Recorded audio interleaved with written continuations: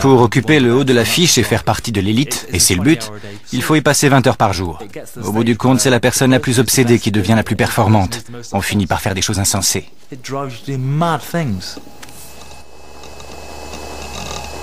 C'est la voix d'un pirate informatique, ou hacker, qui répond au pseudo en ligne de Phobos. Il refuse d'être filmé.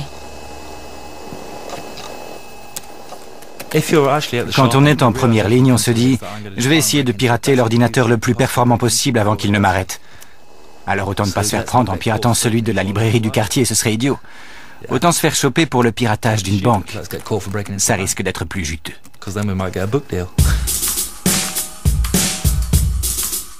À l'aube du commerce électronique au pays des merveilles de l'Internet, les fous ont hérité de la planète.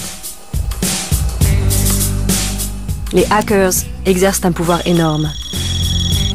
Ils se déplacent mystérieusement le long des réseaux devenus désormais essentiels à nos modes de vie. Insaisissables et méfiants, peu se sont exprimés jusqu'à ce jour. C'est le jeu le plus excitant du monde, meilleur que le sexe. Internet est bâti sur un système élaboré par des ignorants mal informés et arrogants.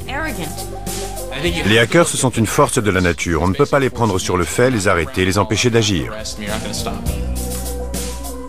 Jamais autant de personnes n'ont eu un tel pouvoir entre les mains.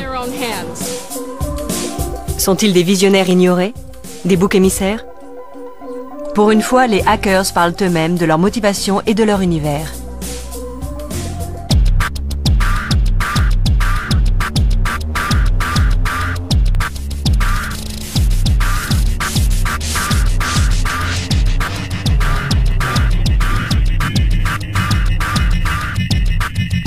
L'informatisation du monde tel que nous la vivons aujourd'hui a été engendrée par des illuminés de la technologie. Dans leurs rêves, Internet devait être un espace utopique de liberté et d'échange. Ils n'ont jamais envisagé que ce cyberespace devienne le supermarché virtuel qu'il est aujourd'hui. Certains hackers défient le système. Ce sont des black hats, des chapeaux noirs. Des cow-boys du 21e siècle qui enfreignent les lois afin d'errer librement dans le cyberespace.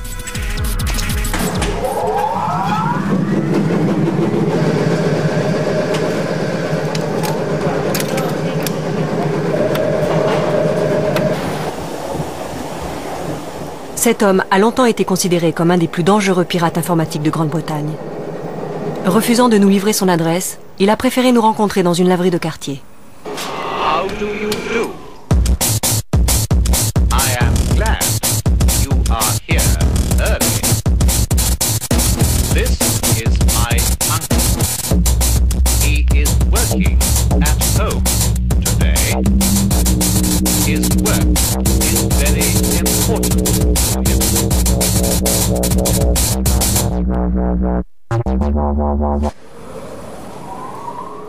À 24 ans, il a déjà été arrêté 2 fois et inculpé pour avoir piraté plus d'une centaine d'ordinateurs centraux, une 50aine d'universités, le gouvernement et le ministère des Armées, British Telecom et la NASA. Son pseudo en ligne est Coldfire. Depuis Manchester, cet adolescent a piraté tous les serveurs du Royaume-Uni.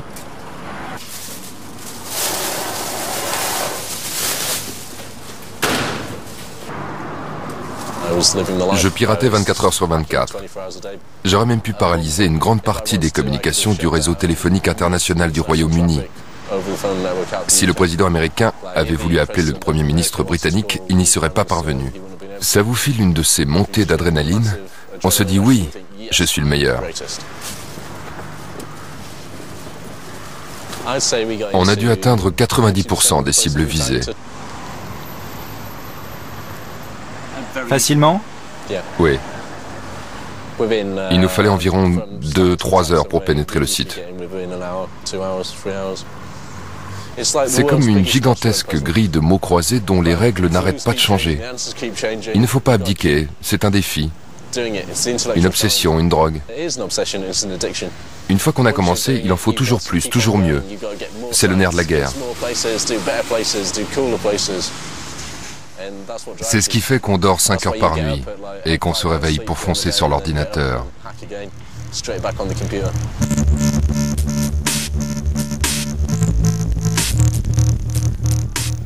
Phobos est en activité depuis près de 20 ans. C'est un super hacker qui élabore de nouvelles façons de pirater les réseaux commerciaux et ceux du gouvernement. Il n'a jamais été pris. Cette nuque n'est pas celle de Phobos.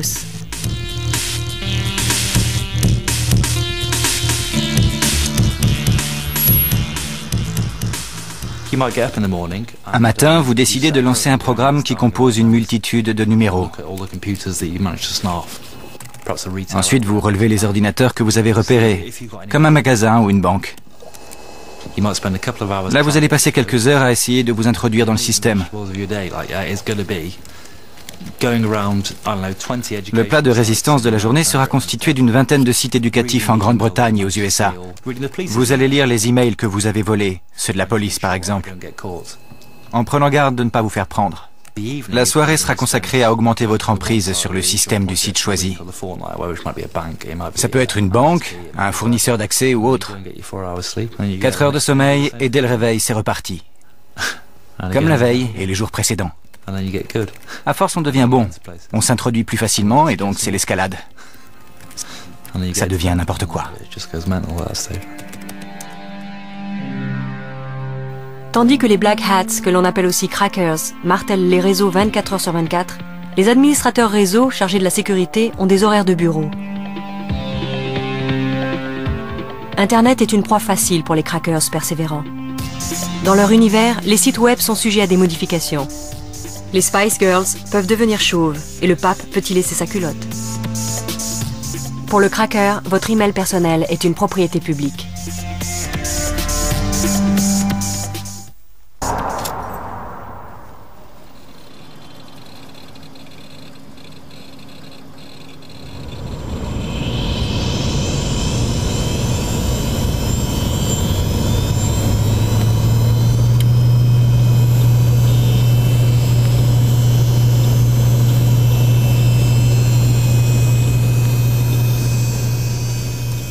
Cyber Junkie.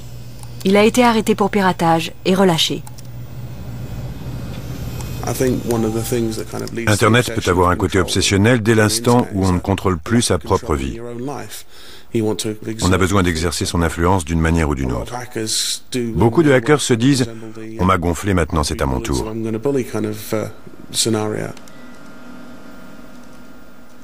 Mettons Cyber Junkie à l'épreuve. Il est face à une simulation de fournisseurs d'accès du type Damon, Clarinet ou British Telecom. Il va essayer de s'introduire et d'accéder à un compte personnel d'email sous le pseudo Anne. Ça va me prendre 2 minutes.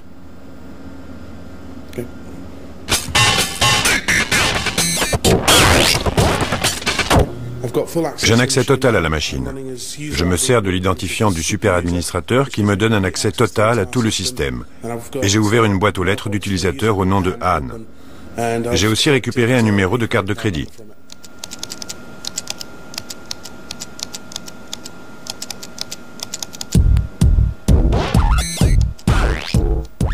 En dépit de la vulnérabilité d'Internet, qui n'a pas été conçue pour les transactions confidentielles, le commerce électronique et les systèmes de banque en ligne ont continué à se développer. En août 2001, la police est intervenue lorsque la banque Internet Egg a déploré la perte de milliers de livres sterling sur des comptes en ligne. Pour Phobos, le piratage d'Egg n'est qu'un début. J'étais stupéfait la première fois que j'ai vu une banque en ligne. Je piratais déjà les ordinateurs depuis une vingtaine d'années. Je n'en croyais pas mes yeux quand mon ami s'est connecté et m'a dit qu'il avait accédé à son compte. Je lui ai demandé s'il pouvait transférer de l'argent à partir de ce système ou s'il fallait une confirmation écrite. Et quand il m'a répondu qu'il suffisait de rentrer le numéro de compte et de transférer l'argent, j'ai trouvé ça incroyablement vulnérable.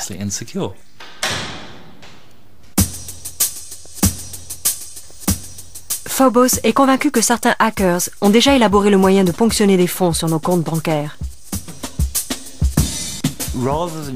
Plutôt que de choisir un compte bancaire et de chercher à deviner le code confidentiel à force de patience, il détermine un code.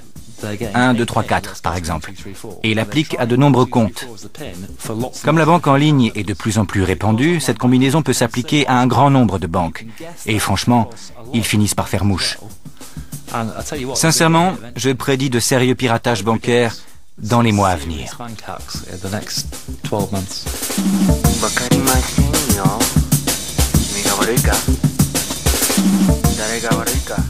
Le moyen le plus facile de s'introduire dans un réseau informatique est de passer par la grande porte. Devinez le mot de passe, un des jeux préférés des hackers. Dans un bureau, on demande à quelqu'un de choisir un mot de passe. La personne regarde autour d'elle, aperçoit un moniteur, une plante verte. On utilisera son nom ou une sorte de combinaison de son patronyme. Ses initiales, une date de naissance, le nom de sa fille ou de sa mère, bref. C'est une question d'intuition. On sent le type de mot de passe à essayer et la plupart du temps on parvient à s'introduire. Les mots de passe sont simples, sinon les gens ne s'en souviendraient pas. Pour un hacker, la panacée consiste à trouver le mot de passe de l'accès administrateur. C'est une sorte de clé maîtresse qui contrôle tout un réseau informatique. Même ces mots de passe-là sont parfois simples à deviner. Une fois, j'ai trouvé une ligne de dialogue concernant le système d'une grande banque de High Street. Sur Unisystem, il y a un compte appelé Racine qui contrôle tout. Et le mot de passe de ce système, Racine, était justement contrôle. Identifiant Racine, mot de passe contrôle, c'est tout. Vous êtes aux commandes. C'est aussi simple.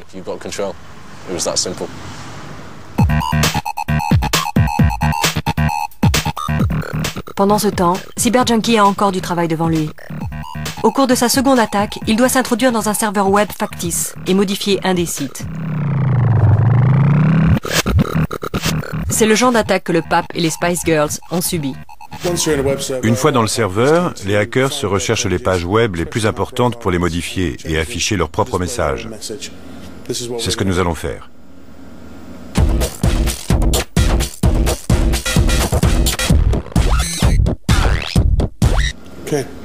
Voilà, j'ai fait une petite modification. J'ai introduit le mot « pirater » sur le site web.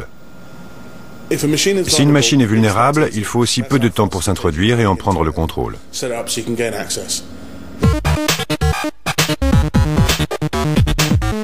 L'appétit de notoriété des pirates les pousse à envoyer une copie de leur site modifié en guise de trophée à attrition.org, sorte de panthéon qui contrôle les attaques des hackers à travers le monde. Maintenant qu'il a accédé au système, CyberJunkie utilise un des outils favoris des hackers, un Troyen. C'est un programme masqué qui rend sa présence invisible au système, lui permettant d'aller et venir à sa guise. Méfiez-vous des inconnus qui vous offrent des cadeaux.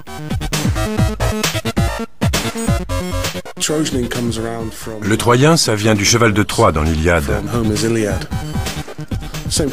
Le principe est le même. On dissimule son code à l'intérieur d'un autre sans qu'il s'en aperçoive. Ensuite, on s'introduit tranquillement dans le réseau et on commence l'observation dès qu'il y a un ou deux hôtes. On examine l'activité, ce que font les gens, l'heure à laquelle ils se déconnectent et quand on peut commencer à étendre son contrôle à l'ensemble du réseau, progressivement, machine par machine, jusqu'à la cible.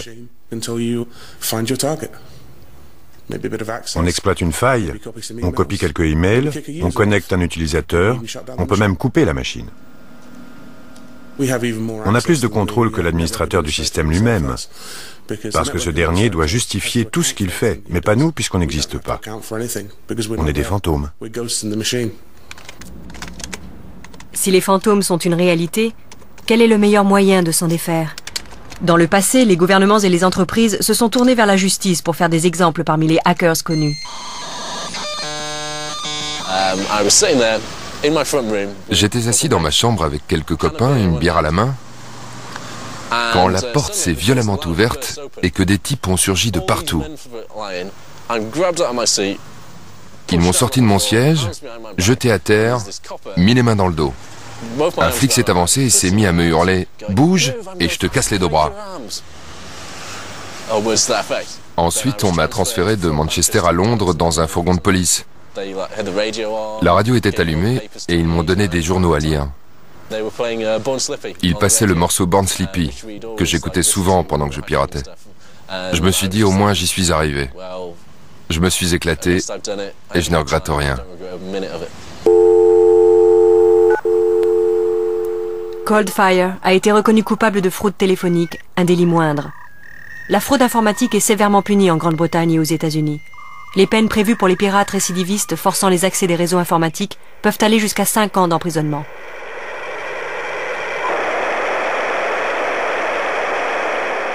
Mais les poursuites judiciaires ont été rares jusqu'à présent.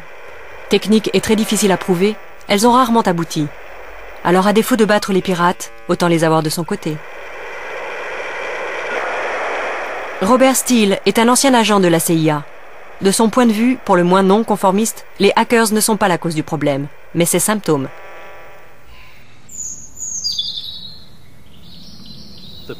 Les responsables sont d'abord les imbéciles qui ont élaboré un système si vulnérable qu'un gamin est capable de l'enrhumer depuis la console de sa chambre. En termes moins crus, nous pourrions nous débarrasser de la cybercriminalité demain simplement en instaurant une législation minutieuse pour les entreprises.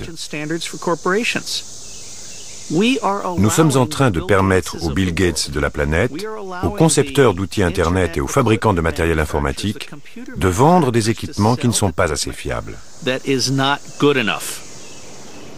Et les entreprises nous volent ouvertement en vendant des programmes sans protection, en ne protégeant ni leur propriété intellectuelle, ni nos comptes bancaires, et en nous exposant à l'usurpation d'identité. Steele a recruté des hackers pour les services de renseignement du corps d'armée des Marines. Les entreprises lui ont emboîté le pas, éloignant les hackers des tentations répréhensibles à grands coups de dollars afin d'en faire des white hats, c'est-à-dire des pirates qui mettent leur talent de hors-la-loi au service de la légalité. C'est le cas du cabinet de consultants IT, qui les emploie pour tester ces systèmes de sécurité. Aux États-Unis, la culture hackers devient un courant dominant. Aujourd'hui, la majorité des hackers s'enrichit ou dispose de tous les moyens pour s'enrichir. Au lieu de les chasser, nous devrions chercher à les suivre.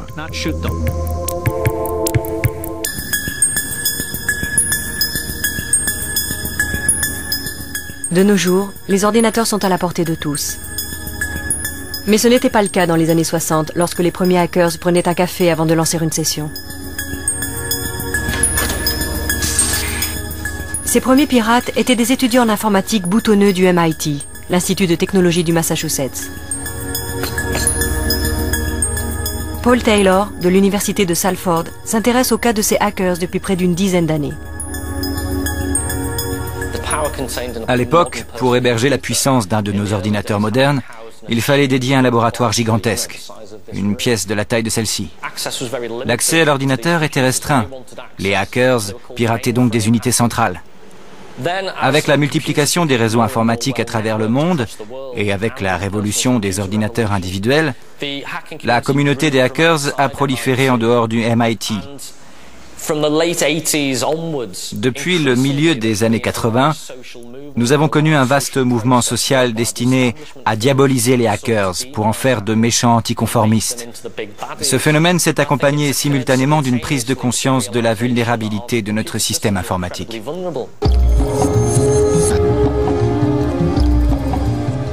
Pour protéger cette vulnérabilité, personne n'est plus qualifié que ceux qui l'ont révélée dans un premier temps.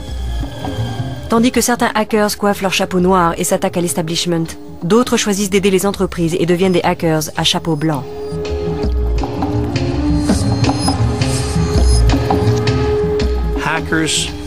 Dans l'ère que nous traversons, les compétences des hackers n'ont pas de prix. Lors des périodes de grands changements, ce sont les mutants qui sauvent le monde. Je suis très sérieux sur ce point. Lorsque de véritables changements structurels interviennent, les bénis oui-oui, ces jeunes gens bien sous tout rapport, qui ont toujours marché sagement en rang dans les sentiers battus, ce sont eux les premiers à paniquer, à tourner en rond sans être capables de réagir. En revanche, ce sont les mutants, ceux qui arrachaient les pattes des grenouilles, les explorateurs qui n'avaient pas peur de se salir, qui finissent par être en mesure de sauver le monde. Notre société actuelle est extrêmement volatile. Nous sommes profondément dépendants de l'informatique et tous ces gens qui ont eu le courage de réfléchir par eux-mêmes constituent désormais une nouvelle élite. Les mutants de tous horizons se retrouvent annuellement pour discuter cartes mères, pare-feu et épisodes de South Park au cours du congrès DEF CON. Autrefois, le piratage était hors la loi. Désormais, c'est un choix de carrière. Lorsque DEF CON est né, dans les années 90, on en parlait à mots couverts dans le milieu underground des hackers. Mais aujourd'hui, c'est un congrès qui réunit les plus grandes entreprises. À Las Vegas, bien entendu. Dans cette foule de t-shirts bedonnants et de catogans, les dirigeants des startups cherchent à recruter les hackers dans le but d'améliorer leur sécurité en ligne.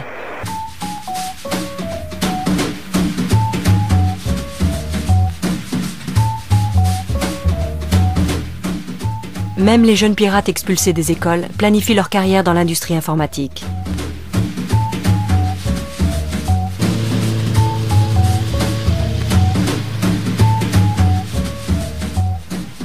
John Canty et Jason Friel se remémorent la grande époque de Salem, dans le New Hampshire.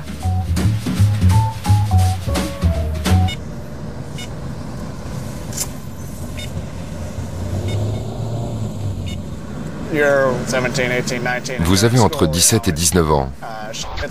Vous êtes à l'école et les ennuis commencent. Je me suis fait coincer pour des trucs stupides, rien de très grave.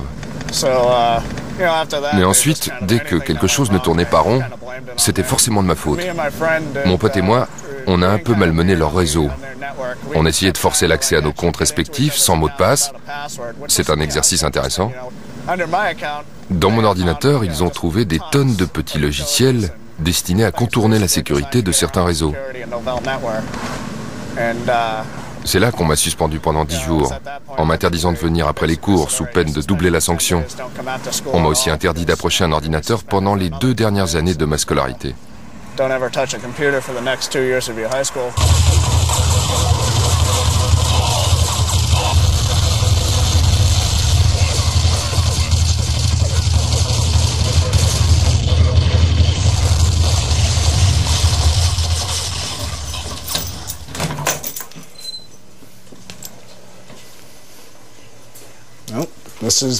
Voici ma tanière, mon frigo. Je vous sers une bière? Au-delà de ça, c'est le repère du site evilcomputing.net. Il y a quelques années, John et ses amis Jason et Greg ont lancé evilcomputing.net.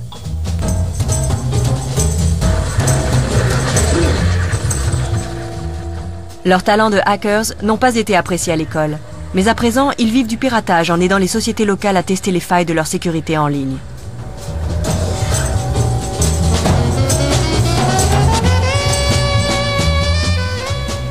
Accros au piratage, ils veillent jusqu'au petit matin, sniffant les réseaux.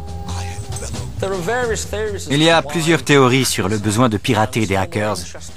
Les plus intéressantes et souvent les plus humoristiques tournent autour d'interprétations freudiennes et de scénarios oedipiens. Il y a donc une notion de retour intra-utérin, de fusion avec le système. Il existe également des théories proches des psychopathies sexuelles, où les hackers cherchent à pénétrer les systèmes, ce qui expliquerait en partie la faible proportion de femmes pirates. Elles n'éprouveraient pas le besoin ardent de pénétrer les systèmes, comme le ressentent ces adolescents à peine post-pubères.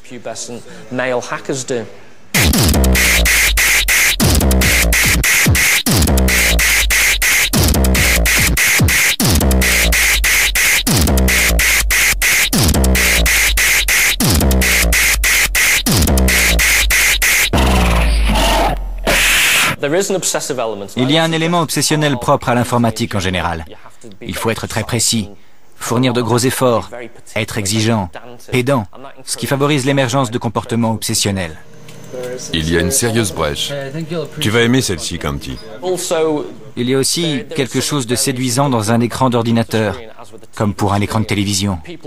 Les gens surfent sur le web, ou passent 3 ou 4 heures à rechercher quelque chose sans importance.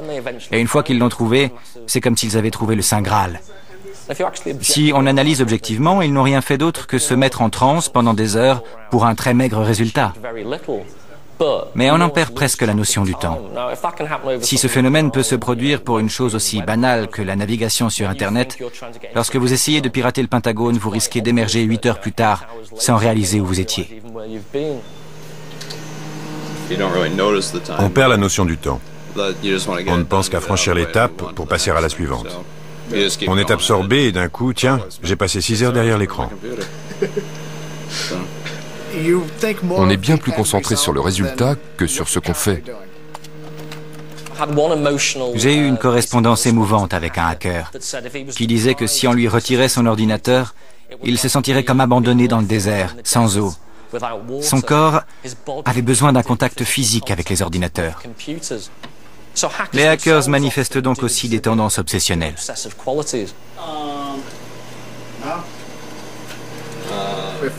Si je cherche à résoudre quelque chose que je ne comprends pas, j'emploie la manière forte. Je pilonne jusqu'à ce que j'y arrive. J'essaye tout jusqu'à ce que ça marche.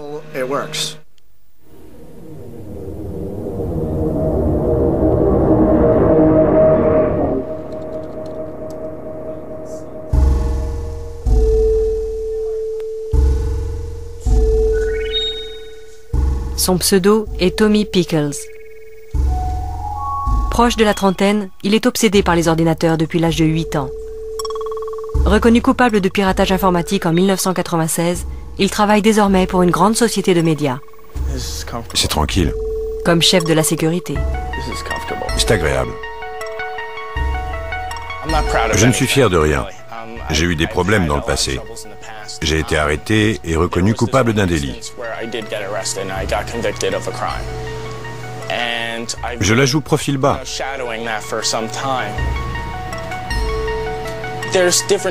Il y a différents types de hackers. Les white hats et les black hats. Les white hats sont des hackers qui poursuivent un but noble, comme la sauvegarde du monde, la sécurité des gens.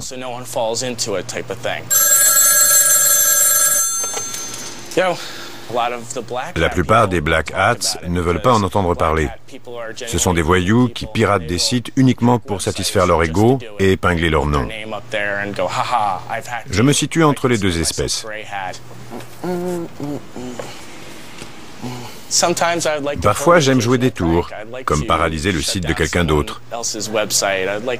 J'aime m'amuser avec le contenu, faire apparaître une boîte de dialogue qui dit « Vous avez été piraté ».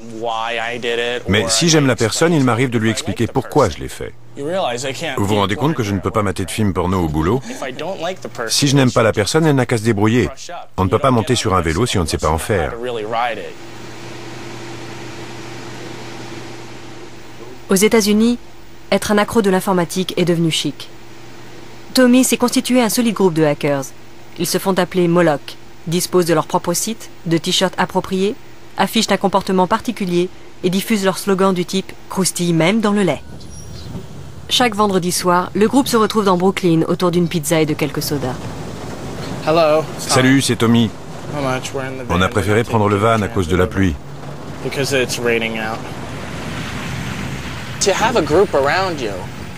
On se sent plus en sécurité avec un groupe autour de soi. Le fait de savoir que d'autres partagent les mêmes idéaux que vous à un moment donné.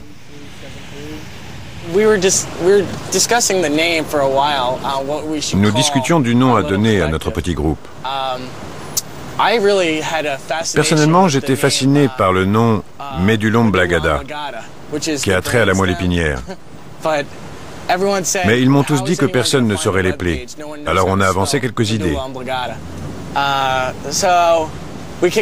On était en train de regarder un film, Metropolis, et dans ce film, le garde s'appelle Moloch.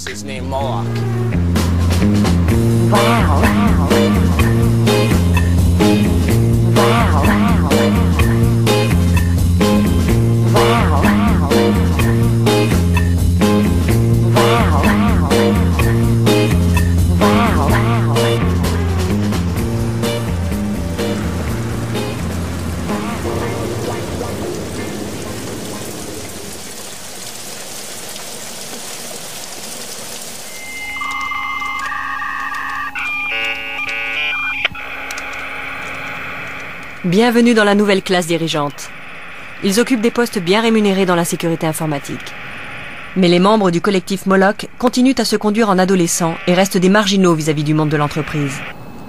On est des nuls. On aime le terme. On est des nuls avec du talent.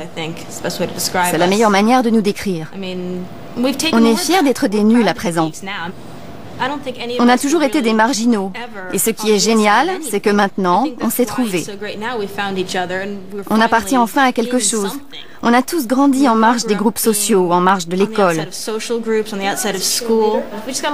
On s'est beaucoup fait chambrer. Peu d'entre nous ont eu une vie amoureuse au lycée. Les profs ne nous aimaient pas non plus, parce que notre forme d'intelligence leur faisait peur. On exige des réponses qu'ils n'ont pas. Beaucoup d'adultes paniquent quand on leur demande « mais pourquoi ?» et qu'on ne se contente pas d'un vague « c'est comme ça ». Je passais toujours dans la classe supérieure, bien que j'ai rapidement commencé à faire le tri des cours, parce que certaines matières étaient trop disséquées. Soyons francs, on gagne tellement plus que tous ceux qui nous chambraient au lycée que c'est indécent. Ce sont tous des losers. Tu ne rêves pas de faire réparer ta voiture dans le garage où ils travaillent? Ils n'ont pas assimilé les bonnes compétences au lycée. Ils étaient trop préoccupés par les soirées et tout ça. Maintenant, ce sont des ratés qui bossent dans les stations-service.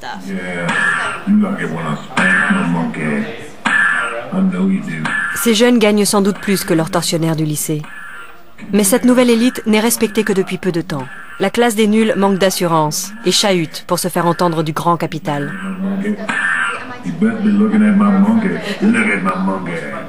Ils refusent d'écouter une bande de cinglés, mais tout Internet est bâti sur des systèmes élaborés par des ignares mal informés et arrogants.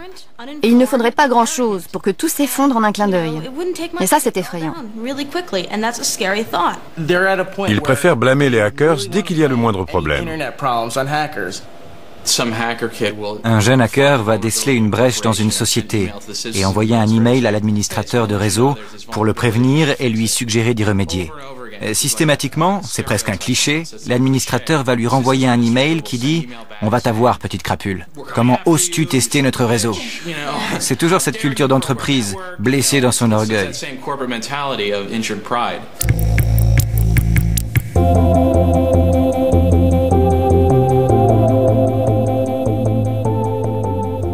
Les hackers ont l'argent, mais il leur reste à développer leur influence dans le paysage politique. Pendant leur congrès de Las Vegas, ils exercent leur droit de port d'armes. Sur Internet, ils sont également nombreux à riposter, se servant de leur talent de pirates pour que le monde voie le cyberespace à leur manière. Il existe un univers moral parallèle. Le hacker underground a son propre code éthique. Et il dispose d'un pouvoir énorme pour se faire entendre des gouvernements et des grandes entreprises. Les hackers ne défilent pas dans la rue. Ils peuvent manifester depuis chez eux, taguer un site web grâce à des graffitis électroniques ou faire sauter un serveur.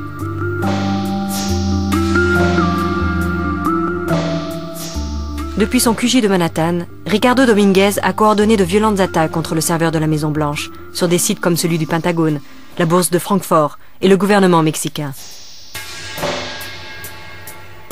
Il se sert d'Internet pour protester contre l'oppression militaire de la population autochtone dans la région du Chiapas, au Mexique.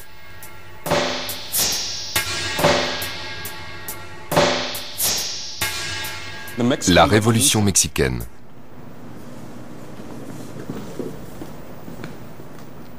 Se ralliant au mouvement zapatiste qui revendique une plus grande autonomie du Chiapas, son groupe, le Electronic Disturbance Theater, a mené un combat en ligne, ce qu'il appelle le zapatisme électronique. Nous avons voulu créer une grande manifestation capable de rassembler une grande communauté et nous asseoir selon les principes de Gandhi, Martin Luther King, ACT UP, afin de créer une émeute symbolique reposant sur le poids de cette communauté. Que vale, que viva Chiapas, que viva México, que viva Zapata. Parfois, la communauté humaine doit savoir se rendre sur l'autoroute de l'information pour un bref instant, comme dans toute résistance passive, et dire « assez, ça suffit ». Ya basta. Mais comment organise-t-on un sit-in sur le web?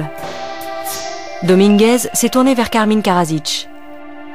Cette ancienne hacker et programmeur a collaboré à l'écriture de FloodNet, le logiciel qui est devenu l'arme principale du Electronic Disturbance Theater.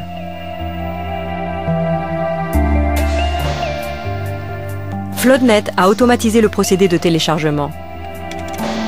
Depuis leur PC, les gens ont la possibilité de télécharger un site web automatiquement, toutes les 7 secondes. Lorsque travaillant en groupe, un nombre suffisant d'utilisateurs est connecté, le site visé est rapidement submergé. FloodNet est une application Java qui recharge le bouton de rafraîchissement en continu, en fonction du nombre de personnes qui participent à l'action. L'application agit comme une roue qui, à chaque passage, appuie sur une touche et demande « Je veux des renseignements ». Le site répond « Oui, les voici ». « Bonjour, je veux des renseignements ». « Oui, les voici ». « Bonjour, je veux des renseignements ». « Bonjour, je veux des renseignements ». « Bonjour, je veux des renseignements ». « Je veux des renseignements ». « Je veux des renseignements ». « Je veux des renseignements ». La fréquence accélère et le serveur finit par dire « Je ne peux plus fournir ». Une déclaration politique dans le cyberespace se doit selon moi d'être collective. Elle ne doit pas refléter une opinion personnelle, mais celle de milliers de personnes. En 1998, afin de protester contre les événements du Chiapas, Dominguez a organisé un gigantesque sit-in en ligne à travers FloodNet, prenant pour cible le site web du président mexicain. Notre action a duré 4 heures et rassemblé 38 000 personnes à travers le monde.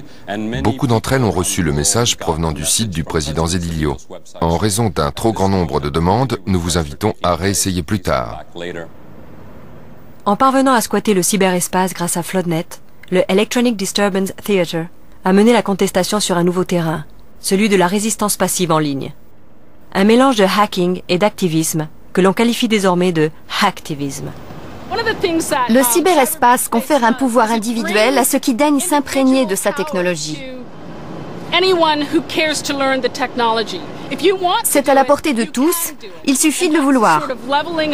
Je suis convaincu que ce nivellement des privilèges donne la chair de poule au gouvernement. Car nous donnons aux individus les outils nécessaires pour agir. Et surtout, nous sommes en mesure de mobiliser les gens à une échelle mondiale en temps réel.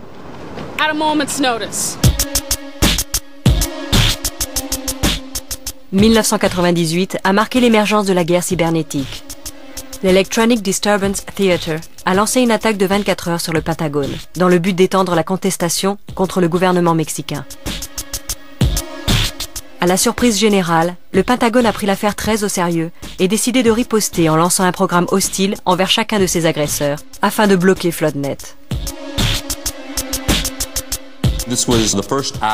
Cette offensive constitue le premier acte de guerre ouverte de l'information dont le public a eu connaissance.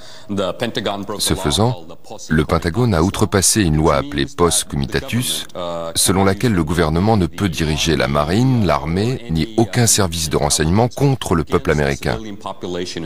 À New York, l'attaque était bien dirigée contre des serveurs civils. Les moyens de la riposte étaient totalement démesurés. Ils ont eu peur. Peur de perdre le contrôle.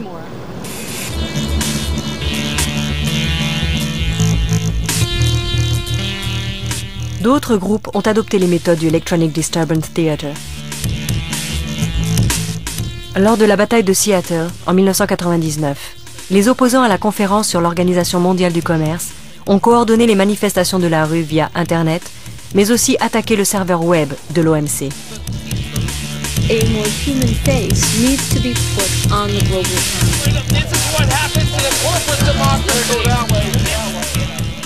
À New York, William Talen, connu des internautes sous le pseudo Révérend Billy, mène la guerre en ligne contre les ambitions impérialistes de Disney et la société des cafés Starbucks. Lorsqu'il n'est pas en train de perturber le site Starbucks, William Talen encourage les hackers à organiser un sit-in en ligne.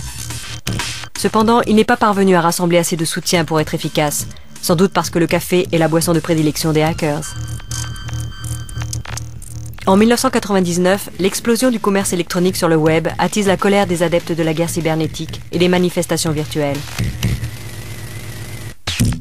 Les sit-ins en ligne et les attaques de sites deviennent monnaie courante.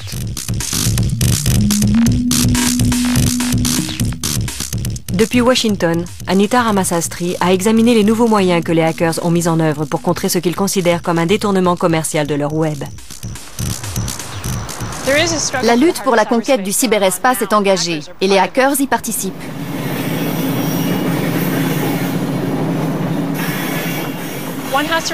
Il faut se souvenir qu'à l'origine, Internet était un espace largement ouvert et sans réglementation.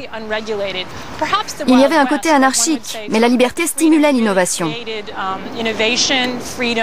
L'idée maîtresse était celle d'un espace universel, accessible à tous. À présent, non seulement les entreprises sont de plus en plus présentes sur le web, mais elles plagient et brevettent tout ce qui s'y trouve, des publications à la technologie, jusqu'aux programmes que l'on utilise pour accéder à l'information. Aujourd'hui, on assiste donc à un retour de manivelle. Les gens se battent pour l'esprit d'Internet. Internet doit-il être la propriété des entreprises commerciales où il faut payer pour accéder à l'autoroute de l'information, ou au contraire, un espace libre auquel tout le monde peut avoir accès gratuitement? Selon moi, les hackers sont partisans de la liberté.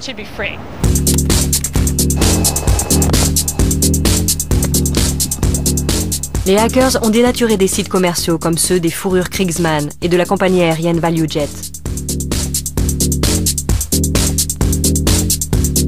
Le message de Noël du pape a également été la cible d'attaque. Du coup, le Vatican a engagé un hacker afin de se prémunir contre de futures failles dans le système de sécurité. Même Dieu embauche des hackers. L'activisme sévit essentiellement à l'encontre des sociétés qui violent ou ignorent certains des usages d'Internet. La netiquette, comme disent certains. L'Electronic Disturbance Theater a pris part au débat Internet et liberté au cours d'un conflit devenu célèbre. Le site etoys.com, avec un S, a violemment attaqué etoy.com, un site web suédois sur l'art qui existait depuis 1994. Mais 1999 était l'année du commerce électronique, et ce géant commercial s'est dressé pour dire que etoy.com, sans S, semait le trouble parce que les gens omettaient accidentellement de mettre un S, ce qui constituait un manque à gagner de plusieurs millions de dollars. Les tribunaux américains ont donc fait fermer le site suédois. Mais ce que etoys.com ignorait, c'est qu'un mouvement de résistance passive était déjà en marche. Et à Noël, nous avons lancé 12 jours d'action contre etoys.com, au cours desquels nous devions faire un sit-in virtuel jusqu'à ce que l'action d'etoys.com soit réduite à néant. Ainsi, au 15 janvier, etoys.com avait fléchi. Rendu au site d'Aritoy son nom, sa légitimité, l'avait dédommagé pour les frais de justice en promettant de ne plus jamais inquiéter un groupement d'art sur le web.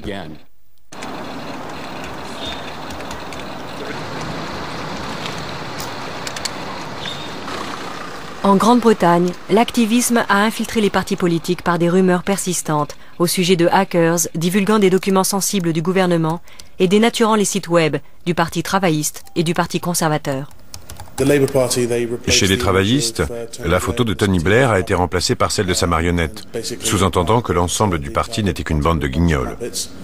Et côté conservateur, une croix gammée a été placée derrière la tête de John Major. Cyberjunkie a été en première ligne de l'affaire et interrogé par la police au sujet du piratage des ordinateurs du Parti travailliste. Bien sûr, il a été relâché, faute de preuves. En tant que hackers, nous avons un besoin viscéral de contrôle. Nous aimons contrôler Internet et les ordinateurs. L'activisme ou le piratage politique n'en est que le prolongement, une manière de commencer à contrôler le monde environnant. Selon moi, la meilleure forme d'activisme serait une attaque subtile destinée à pénétrer le site et à modifier l'information qu'il contient. Par exemple, un manifeste sur un site politique. Il ne faut pas que ça saute aux yeux. Il faut juste modifier le contenu. Ensuite, on laisse l'information se répandre. Et il y a fort à parier qu'elle mettra longtemps avant d'être découverte. Mais il existe des cyniques dans le cyberespace. Tous les hackers ne croient pas à l'activisme. Pour Phobos, le piratage est un délit et l'activisme n'est qu'un moyen de justifier ce délit. Ils ont découvert ce que moi et bien d'autres avons découvert. En l'occurrence, qu'il est grisant de pénétrer les ordinateurs d'autres personnes. Seulement, ils ne sont pas assez intelligents, ou n'ont pas encore assez perdu de crédibilité pour admettre que c'est ce qui les pousse à agir. Alors ils essayent de se convaincre, en se disant qu'ils piratent des ordinateurs parce qu'ils n'aiment pas les pédophiles. Alors ils vont pourchasser les pédophiles. Ou encore, qu'en forçant l'accès des ordinateurs, ils attirent l'attention sur leur vulnérabilité dans le but de faire progresser les systèmes de sécurité. C'est absurde. Ça revient à faire exactement ce que je faisais et ce que font un tas d'autres personnes, à savoir qu'ils forcent l'accès des ordinateurs parce que ça les amuse, que c'est grisant et que ça leur donne un sentiment de puissance, rien d'autre.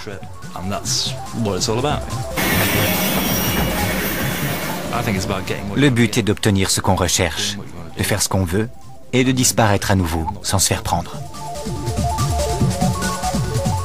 Certains le font pour un salaire hebdomadaire, d'autres pour une cause.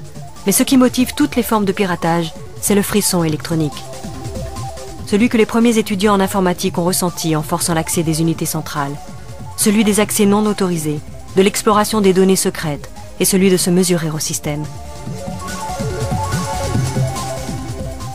Pour Coldfire, un hacker Black Hat qui s'est fait prendre, le piratage ne fait qu'assouvir un plaisir personnel. Je n'ai pas d'excuses. Je ne servais aucune cause.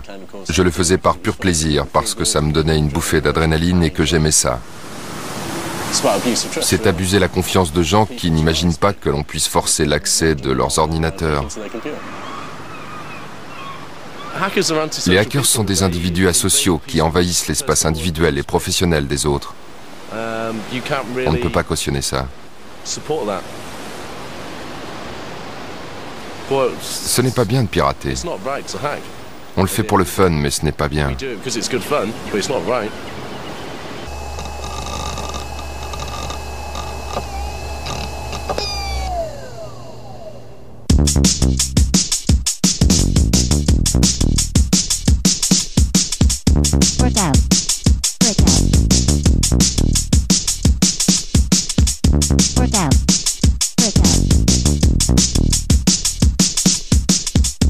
Vous pouvez maintenant éteindre vos ordinateurs en toute sécurité.